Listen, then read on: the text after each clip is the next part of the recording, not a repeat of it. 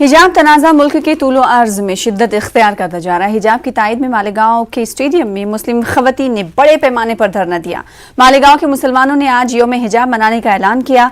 रुकन असेंबली मौलाना मुफ्ती इस्माइल ने हिजाब के खिलाफ आवाज़ उठाने वालों पर सख्त बरहमी जाहिर की। इन्होंने कहा कि खवातीन का बाहिजाब रहना इस मुल्क की रिवायत है। वहीं मालेगांव की मेयर ताहिरा शेख रशीद ने उर्दू घर को मुस्कान खान के नाम से मौसूम करने का ऐलान किया।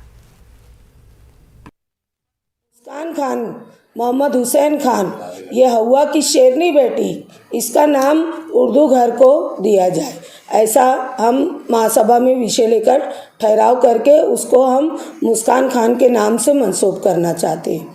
क्योंकि ये जो शेरनी बेटी, ये इतनी बहादुरी से फ़िरका परस्तों की आँख में आग डालकर इसने जो हमारी हवा की बेटियों को जो हौसला बख्शा है और जो हमारे समाज के लिए, हमारे हिजाब के लिए जो लड़ी है, तो उसको इनाम मिलना चाहिए।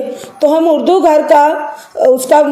घर को मुस्कान खान नाम देकर उसको इनाम, उसको ये तोहफा देना चाहते हैं। हिजाब के तौर पर मनाने का एक गुजारिश की है, एक ऐलान किया है, और उसका बैकग्राउंड ये है कि हमारे शहर की और जहाँ तक हमारी आवाज़ जाती हो वहाँ तक हर मुसलमान औरत पर्दे के साथ रहे, बेपर्दा अपने घर के बाहर ना निकले, ताकि लोगों तक ये पैगाम जाए कि पर्दा हमारी शरीयत का हुक्म है और हमारा ये आईनी हक़ है, कोई हमसे ये हक़ छीन नहीं सकता।